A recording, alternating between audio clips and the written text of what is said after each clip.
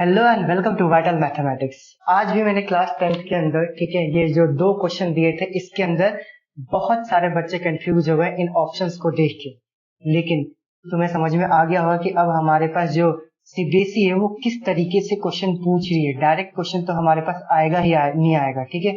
ये भी हमारे पास क्वेश्चन पीवाईक्यू 2024 का दे के रखा हुआ है, ठीक है।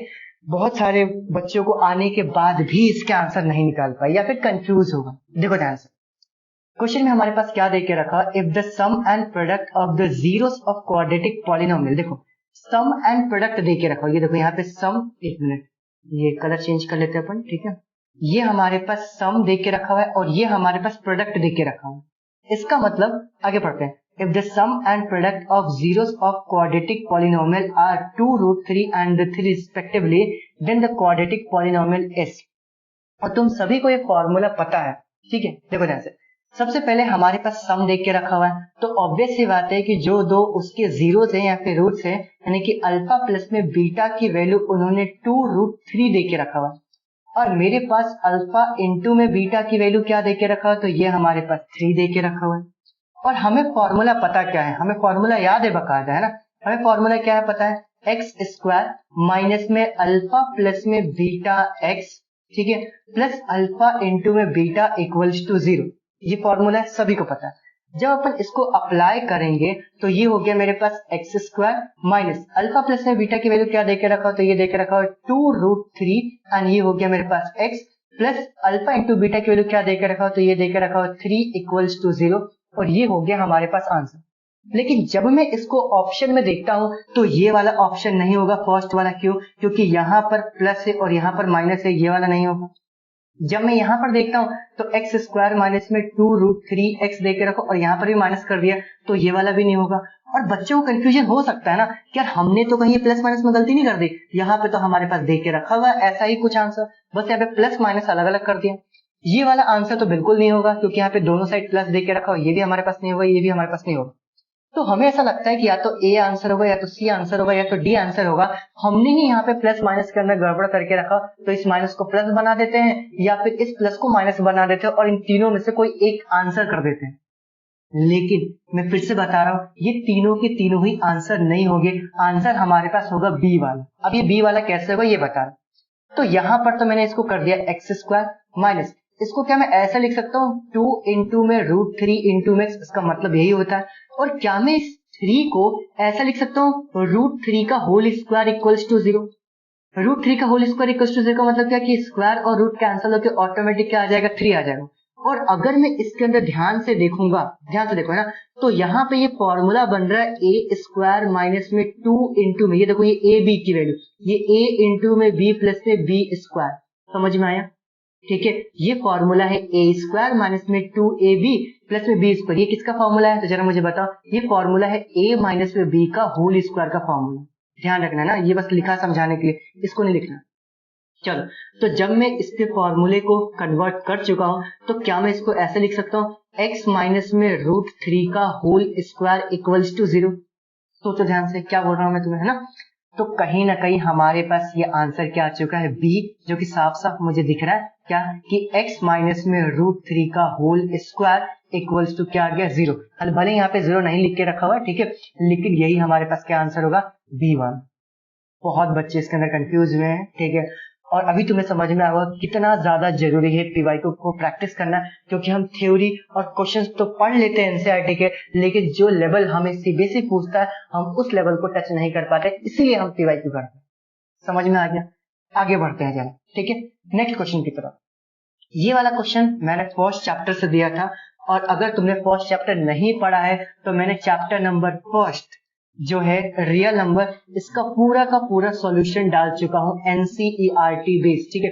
तो अगर तुम पढ़ना चाहो तो वहां से ही पढ़ सकते हो, लेकिन क्वेश्चन पढ़ते हैं। चलो देखो ना, if two positive integer p and q can be express as, उन्होंने p को एक्सप्रेस करके रखा हुआ है 18a² b to the power 4, ठीक है, एंड q की वैल्यू उन्होंने एक्सप्रेस करके रखा हुआ है 20a to the power 3 and b to the power 2, where a and b are the prime numbers.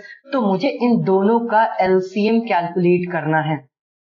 समझ में आया क्या बोलना चाह रहा हूं? अगर मुझे इसका एलसीएम कैलकुलेट करना है तो जरा हम कुछ चीजों को समझते हैं। हम एलसीएम अगर निकालना चाह रहे हैं तो हम क्या करते हैं, जो भी नंबर देख के रखा उसका प्राइम फैक्टराइजेशन करते हैं। सुनना है ना, जो भी ए और बी नंबर देके रखा हुआ है या फिर यहाँ पे जैसे पी और क्यू देके रखा उसका प्राइम फैक्टराइजेशन करते हैं। और जो भी उसके अंदर प्राइम नंबर इन्वॉल्व है, जो भी मुझे प्राइम नंबर दिखता है, ध्यान देना ना, उन सभी को अपन लिखते हैं और लो से याद रखना है कि उसका हमें हाई पावर लिखना रहता है। समझ में आया? एक बार फिर से बता रहा हूं, मुझे अगर एलसीएम निकालना है तो मुझे सारे के सारे प्राइम नंबर चाहिए, मुझे ऑल प्राइम नंबर चाहिए। और जो पावर रहता है मुझे ये लो से याद रखना है कि लो से मुझे इसका हाई पावर लिखना है। और अगर मुझे एचसीएफ निकालना रहता है तो मुझे यहाँ पे कॉमन प्राइम चाहिए, दोनों नंबर के अंदर जो भी हमारे पास कॉमन प्राइम नंबर्स होते हैं मुझे वो चाहिए रहता है, ठीक है। और जो यहाँ से हाई से याद रखना कि मुझे उसका लो पावर चाहिए। चैप्टर जाके फिर से पढ़ो, सारे के सारे वीडियोस में डाल चुका हूँ, ठीक है। चलो यहाँ पे आंसर निकालते हैं जरा। तो यहाँ पे जब मैं आंसर निकालने जाऊंगा तो ये जो 18 है और ये 20 है तो कंपोजिट नंबर है, तो सबसे पहले मुझे इसको प्राइम नंबर के फॉर्म में कन्वर्ट करना पड़ेगा। तो जब मैं 18 का प्राइम फैक्टराइजेशन करूंगा तो ये कितना हो गया 2 से 9, फिर कितना हो गया 3 से 3 और फिर कितना आ गया 3 से 1। तो क्या मैं ऐसा लिख सकता हूँ, ये 2 इंटू में 3 का स्क्वायर इंटू में, अब ये a स्क्वायर इंटू में b टू द पावर 4 तो ऑलरेडी देके रखा हुआ। जब मैं यहाँ पर 20 का प्राइम फैक्टराइजेशन करूंगा तो 20 का प्राइम फैक्टराइजेशन क्या हो जाएगा 2 से 10, अगेन 2 से 5 और फिर कितना आ गया 5 से 1।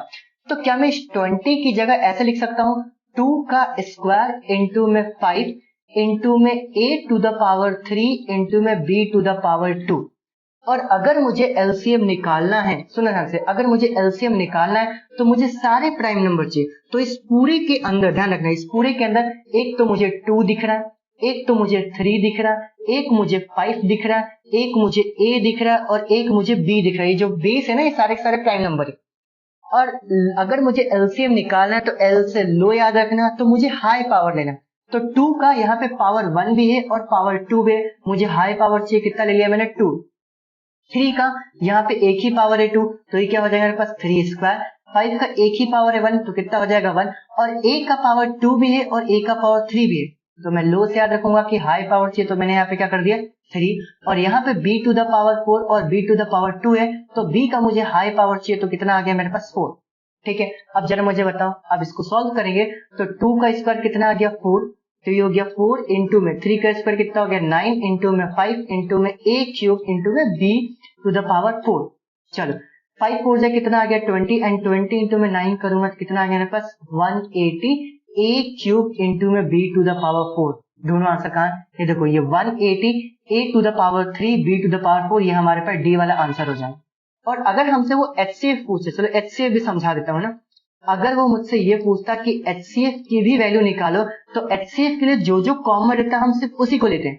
तो कॉमन क्या दिख रहा है, तो एक तो मुझे 2 कॉमन दिख रहा है, एक मुझे a कॉमन दिख रहा है और एक मुझे b कॉमन दिख रहा है। और हाई से मुझे लो पावर लेना है, तो 2 का लो पावर क्या है 1, a का लो पावर क्या है 2 और b का लो पावर क्या है मेरे पास 2। तो यहाँ पे इसका आंसर क्या आ जाएगा 2a स्क्वायर b स्क्वायर, इसका क्या हो जाएगा HCF। एक ही क्वेश्चन के लिए मैंने तुम्हें 2 क्वेश्चन बना दिए और इसका आंसर क्या हो जाएगा मेरे पास d।